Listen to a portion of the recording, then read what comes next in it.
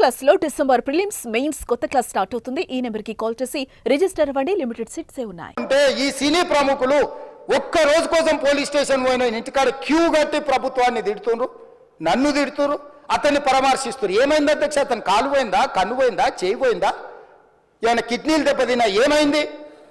అతన్ని ఇంతమంది సినీ ప్రముఖులు పరామర్శించారు, కలిసిండ్రు, అభినందించారు.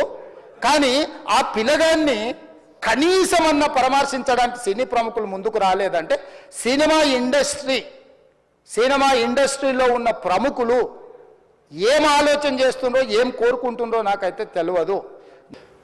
సార్ 2 తారీఖు వాళ్ళు అప్లికేషన్ పెట్టుకుంటే 3 తారీఖు పోలీసులు తిరస్కరించారు. 4 తారీఖు హీరో కానీ హీరోయిన్ కానీ సినిమా ప్రొడ్యూసర్స్ కానీ ఎవరు థియేటర్ రావడానికి వీల్లేదు.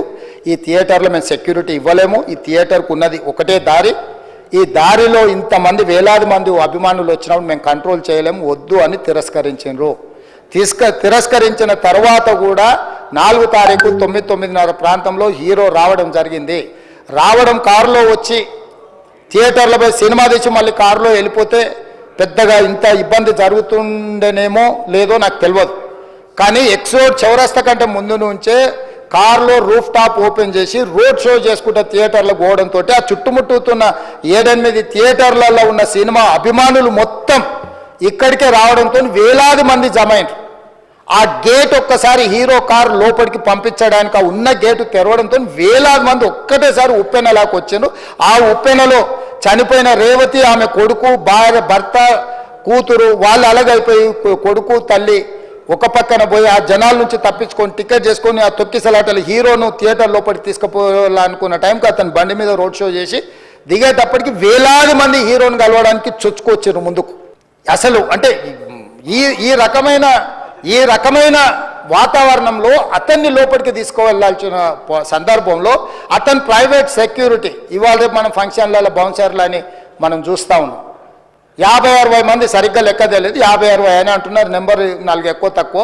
ఆ బౌన్సర్లు అందరు మీదికి వచ్చే అందరు అభిమానులను విపరీతంగా అడ్డంగా ఎట్లా పడితే అట్లా తోయడంతో అటు నుంచి అభిమానులు హీరోని చూడాలి, కలవాలని ఒకవైపు నుంచి వాళ్ళని హీరో దగ్గరికే రానియొద్దని ఆయన ప్రైవేట్ సెక్యూరిటీ వెనక్కి నెట్టడం వల్ల ఈ తొక్కిసలాటలో హీరో థియేటర్కి వెళ్ళి లోపలికి వెళ్ళి చూసినాక పోలీసులు ఈ మొత్తం క్రౌడ్ని, ఈ మొత్తం అక్కడ ఉన్న జమైన జనాలను అందరిని కూడా తీస్తే ఒక తల్లి కొడుకు అక్కడ శవాలుగా పడి ఉన్నారు.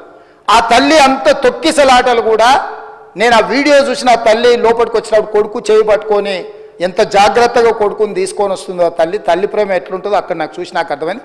ఆ శవాలుగా మారిన తల్లి కొడుకు చెయ్యి ఇడవలే అధ్యక్ష, అట్లే చెయ్యి బిగ్గర పట్టుకొని పోలీసు వెళ్ళి చూస్తే ఆ తల్లి, ఆ పిల్లగాడు, ఆ తల్లి ఆ చెయ్యి వదలకుంటే కన్నబిడ్డను పట్టుకుని తల్లి చచ్చిపోయింది అధ్యక్ష.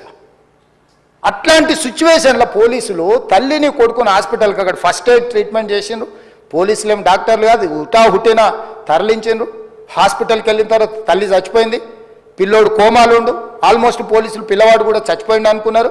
బ్రెయిన్ డెడ్ అయింది, ఆక్సిజన్ అందక ఆ అబ్బాయికి. సో ఆ సిచ్యువేషన్లో వెనక్కి పోలీసులు వచ్చి హీరో గారికి విషయాన్ని తెలియజేసి హీరో గారు వెళ్ళిపోతే హీరో ఎందుకు వెళ్ళిపోవాలనుకున్నారు పోలీసులు అంటే ఇంకా వేలాది మంది అభిమానులు అక్కడనే ఉన్నారు.